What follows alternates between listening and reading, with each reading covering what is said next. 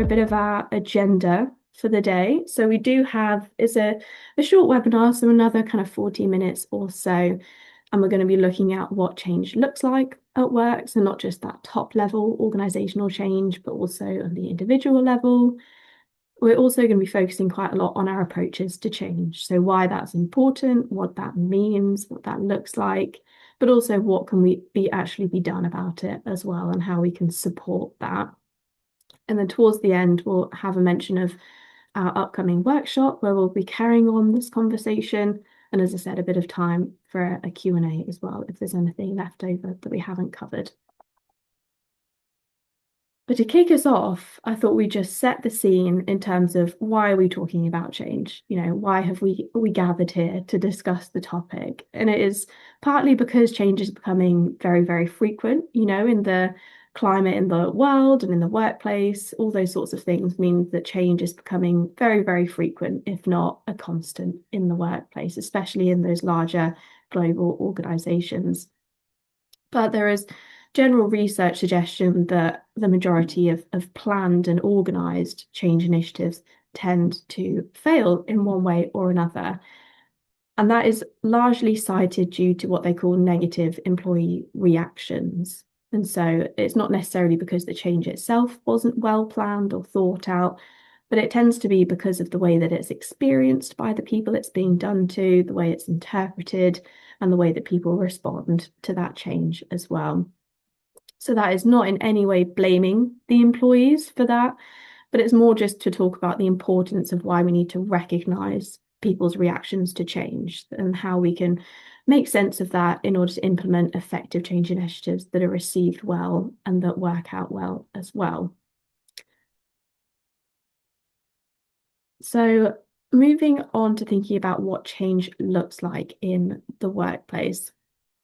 I think often people think that this doesn't apply to them. They might not be currently experiencing an organizational reorganizing or new leadership or something like that. But change isn't always that very top level organizational change. It can really feed through into those smaller level changes. But obviously we do have that top level organizational change. So you're restructuring, redundancies, mergers, or just new senior leadership. And that tends to feel very threatening to people, with the lack of control they might fear or the uncertainty around what's going to happen. So that is kind of one form of the change people might experience. You also have that slightly lower level team level changes. So at the minute, lots of people are kind of shifting in and out of a hybrid working environment, or there might be changes in priorities for their team specifically. And that is often going to affect some of those interpersonal relationships and the team dynamics, especially when there's no kind of official, role changes as such.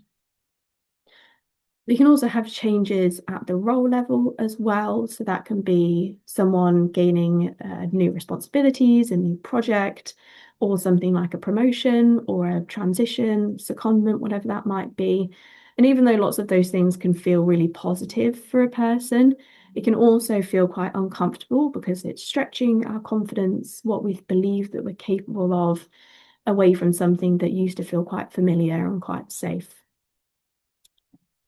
But it's also important to recognize more of that everyday change as well. So that can be the stuff that happens without us even really realizing it, from moving processes, changing in the software that we use, the regulations that we might have, or even just things from constantly shifting deadlines or expectations given to us from other teams as well. Although they might seem relatively small, as I said, we might not even really think about it as change. But because this is happening so frequently, it can still create a lot of that kind of fatigue from shifting all the time, or frustration when these things don't quite go to plan as well. So the point being is, even if you're not currently undergoing a reorganization, it doesn't mean that change doesn't apply to you. It's something that happens, I'm sure, in all of our roles, but it's just at different scales and different intensities and different frequencies. But it is something that largely applies to everyone. Imogen is going to take us through that in a bit more detail and get some of your experiences of that as well.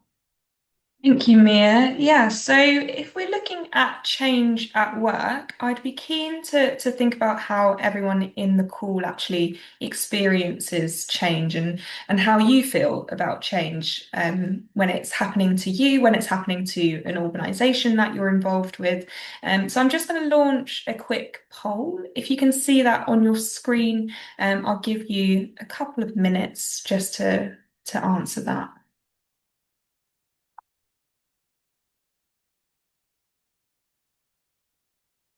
And hopefully, as you're already seeing as well, we've got a mix of different responses here. So, got a few people who are like actually that kind of large changes that are bold, um, others who prefer perhaps a more practical change. I'm probably one of those people who prefer stability. I'm not very good in change, so I think my vote would be for that top answer there. Okay, I'll give another 10 seconds or so.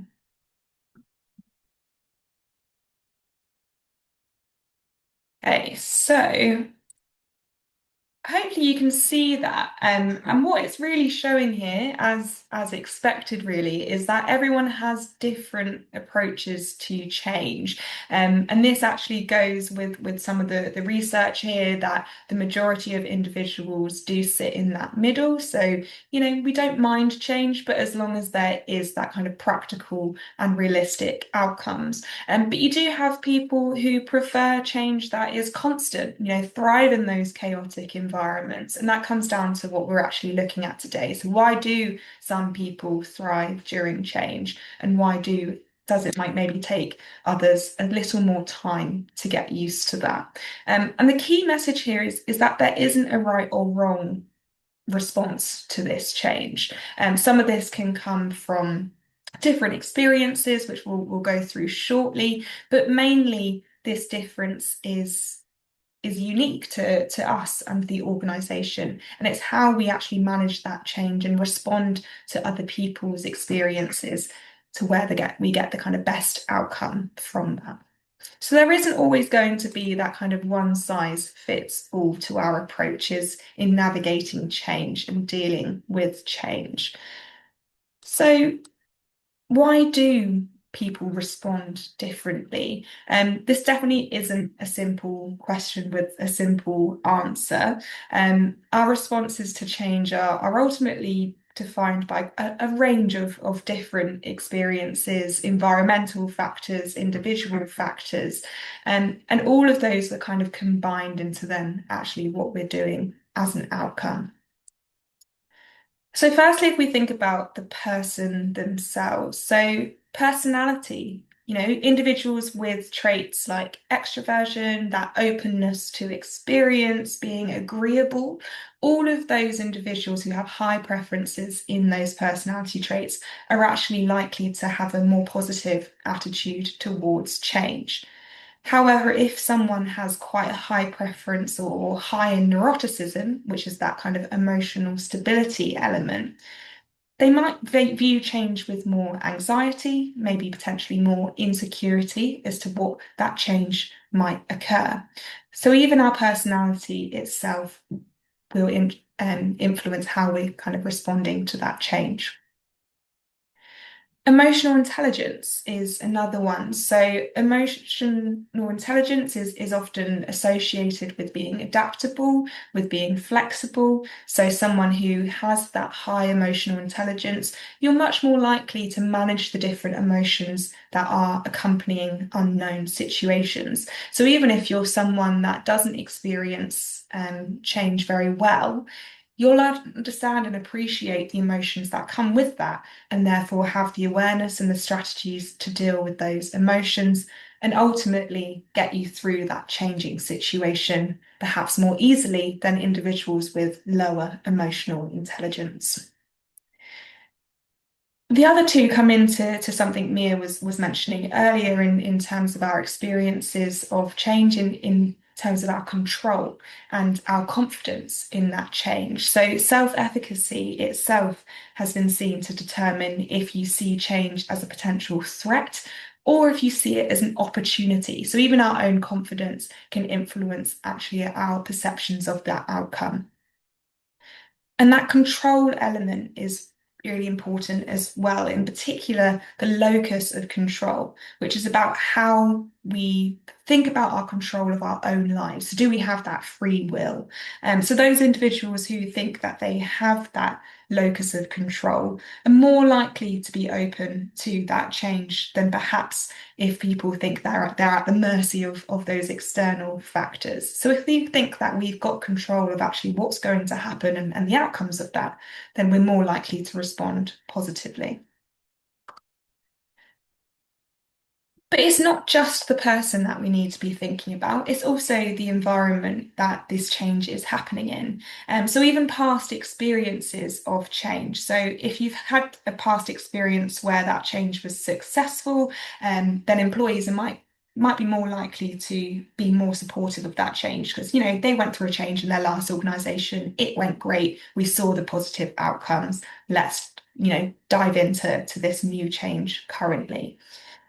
However, if you've got a history of kind of mistrust or failure in a change, then that's going to influence how you then perceive the upcoming change. It might be that you feel more hesitant or resistant, and perhaps are looking more at the kind of risk factors involved with that.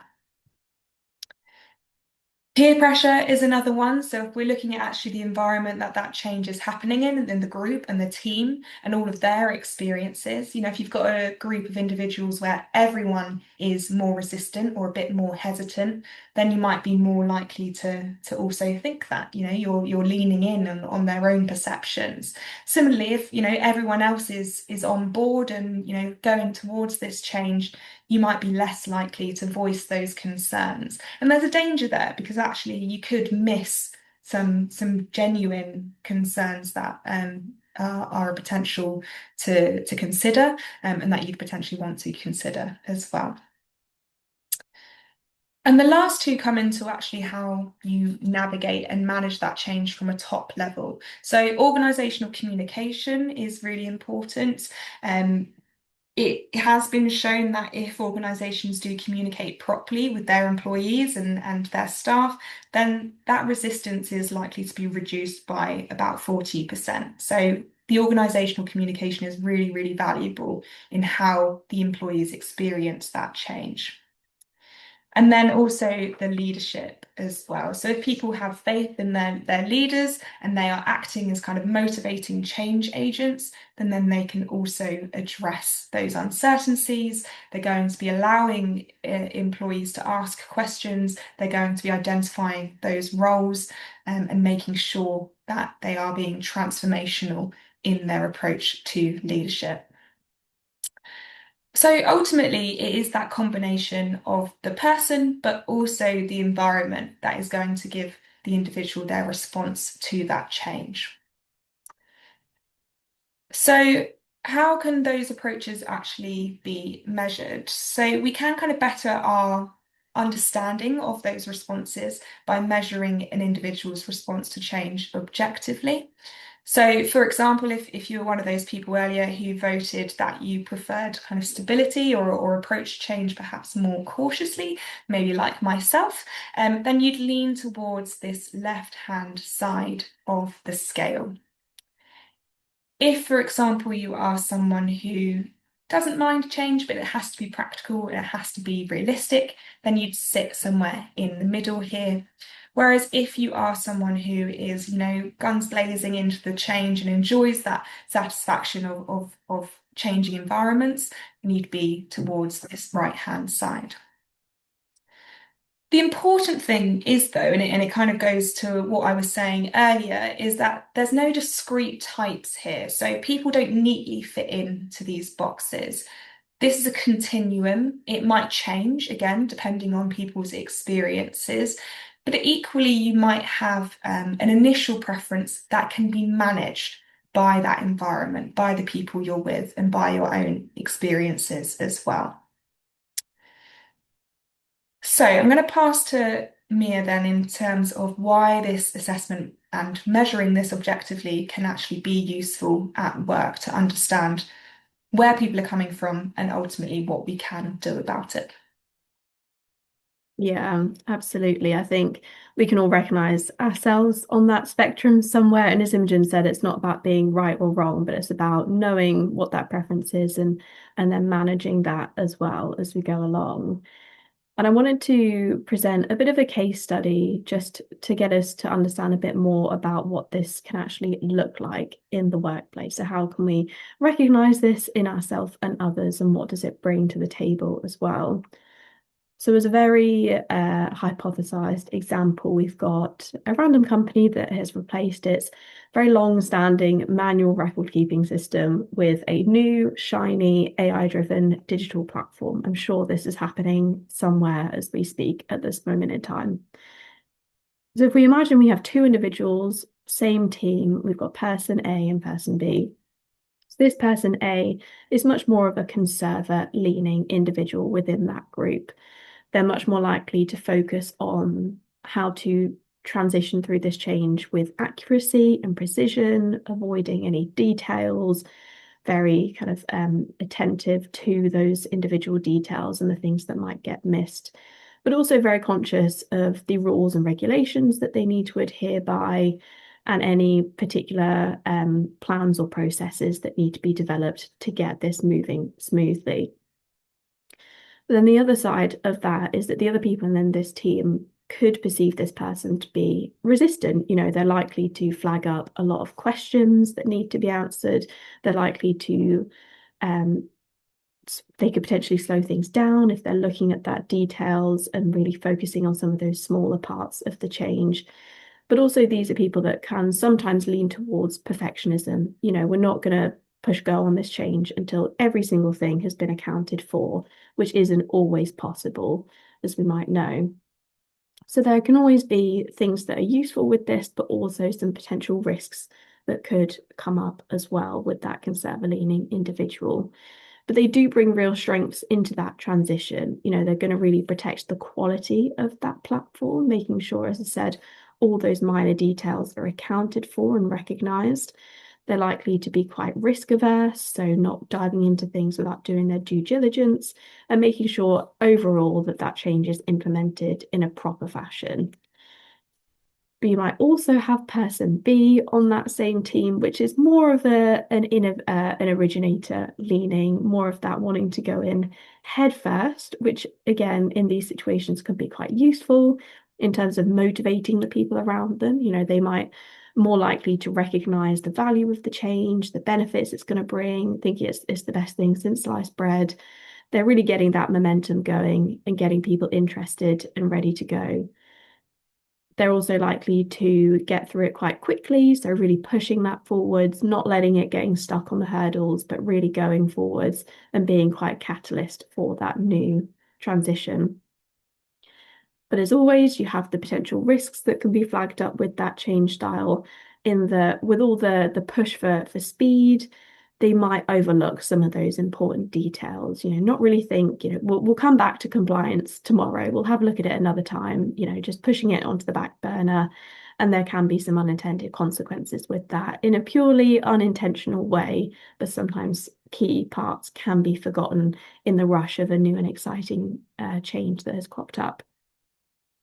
So as always, those positive parts, as we said, motivating, getting people on board with the change, but it can also bring up some potential risks as well in terms of forgetting some of those important parts, perhaps along the way. But it's not just about the individuals in isolation. There can also be challenges crop up when we do have these two individuals working quite closely together. You know, our originator is probably likely to perceive our conserver in yellow as resistant, you know, just stuck in their ways, not interested in trying new things, maybe even lazy because they don't see them getting involved. That can be a potential interpersonal issue, but equally, our conserver in yellow might view our originator in the grey as reckless, you know, too risky, going in too quickly without taking everyone else with them. So that tension can build up between these people when they don't recognize that this is an approach to change. This isn't an intentional problem, but it's just the way that they handle change. And it's something that can be worked with. And as we said, something that can bring real benefits in each of those situations. So neither of these, again, are right or wrong. Both are completely natural ways of responding to a situation, whether it's a large scale change or a small scale change. But it's something that we do need to be aware of. So what can we actually do about that change? We've perceived that a couple of people on a team might be butting heads a bit about a new plan that we've got in place, or we're planning something in the future and we want to be really conscious and intentional of how it's rolled out and who's getting involved with what. So what can be done about it?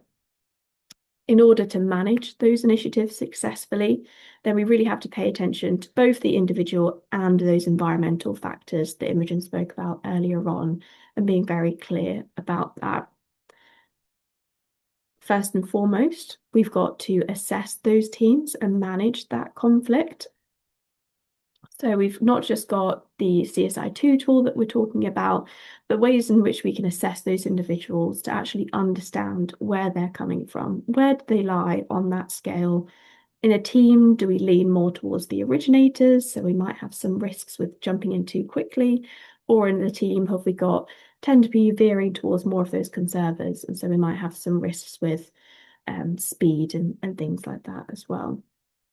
So being very intentional, and we can use those reports, we can use workshops as well, and it's all about allowing people to gain an appreciation of the other people on that team. So not viewing the conservers as being too slow, but realizing that they bring value with them when it comes to being attentive to detail and ensuring that it's done thoughtfully. This also means that leaders can be more intentional about how work is allocated. So if they do have steps in that change that require a lot of fine attention to detail, then they know that the people who are more conservative leaning are more likely to enjoy that. And that tends to align more with their preferences versus if you've got steps in the change more about bringing people together, holding group sessions, talking about the benefits, then some of those originators might fit quite well into some of those tasks too. So allocating those different pieces of work can be helpful. We also have tailoring that communication as well. So Imogen touched on this earlier on as one of those factors that can really have a significant impact on how change is received is down to that organisational communication. And there is unfortunately, as with anything, no one size fits all when it comes to communicating, especially with change.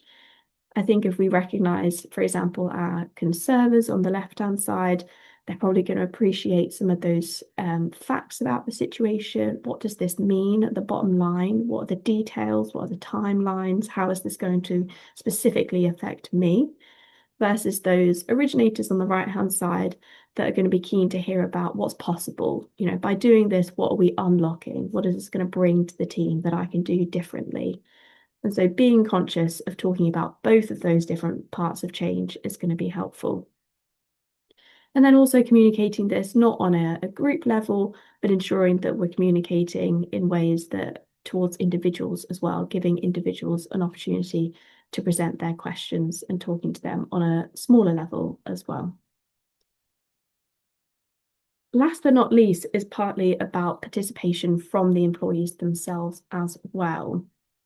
Involvement in change is one of those factors that always or tends to lean towards better reception of change. It doesn't have to be something that is spoken to from the clouds, it's top down and that it happens to people, but it actually can be something that people can drive themselves. It can happen with them rather than to them. And change can be something that people can feel part of when they're involved in that process and when they have a voice in that process as well. So again, we could have those originators on the right-hand side that can support with rolling out that to different teams, getting buy-in from those different individuals. We can also recruit the support of those conservers on the left-hand side as well to help with mapping out some of those details, putting together some of the plans, and our very helpful pragmatists in the middle often work as a very useful a bridge between the two sides who can kind of see it from different perspectives and be rational as well about communicating to those different people. So overall, lots of different things we can do. This is not an exhaustive list, but just an example of some of the different things we can do to support change in organisations. As I said, if any of you have worked in change before and there are things that you found yourselves to be quite helpful, absolutely share that in the chat box. I'm sure we would all be very, very interested to hear. But if you're interested in hearing more from our side, I think Imogen is going to walk you through one of our upcoming events that might take your fancy. Yeah, thank you, Mia. So part of this kind of measurement of change and appreciating individuals within that change comes from understanding people's preferences. And part of that does come into what do we do with that preference? What's next? And this is where Mia's kind of three-step process here is helpful, and also encouraging the initial element of being aware, before the individual, before the organization is even going through that change, if you as a team, as an organization, appreciate people's strengths from the team and from the organization, you can begin to plan a lot more effectively and build on that knowledge as you move forward. So if you are interested in thinking about measuring change and wanting to get familiar with people's preferences, then we are running our 1 hour workshop in a couple of months. I appreciate some people on this call have already attended that workshop as well. So part of that then does give you that opportunity to become almost qualified in this assessment, and give you an opportunity to find out a bit more about what this actually means and how you can then interpret those reports and results in more detail. So if you do fancy coming along, or want more information on that, then do let us know.